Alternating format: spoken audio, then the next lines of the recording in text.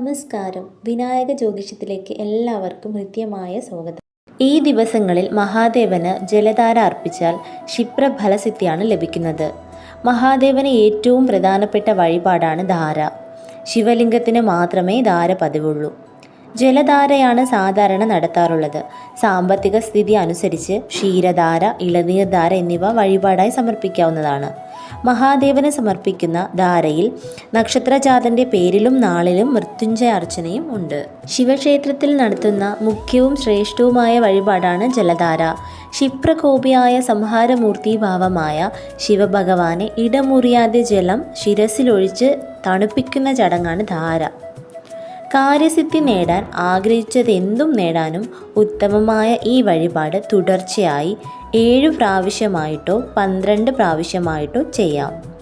ഇങ്ങനെ തുടർച്ചയായി 7 തിങ്കളാഴ്ച ദിവസങ്ങളിലോ മാസത്തിൽ 1 വീതം 7 മാസമോ ചെയ്യാവുന്നതാണ്.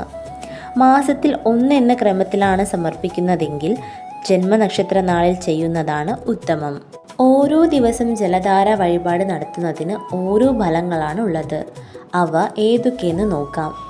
ശനിയാഴ്ച വഴിപാട് സമർപ്പിച്ചാൽ സകല ദുരിതങ്ങളും നീങ്ങുമെന്നാണ് വിശ്വാസം.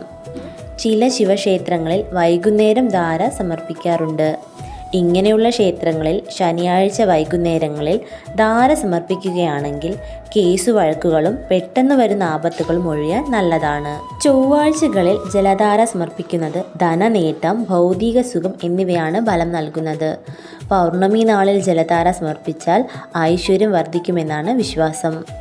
ഓരോ ദിവസത്തെയും ജലധാര വഴിപാടിന് പ്രത്യേക ഫലങ്ങളാണുള്ളത്.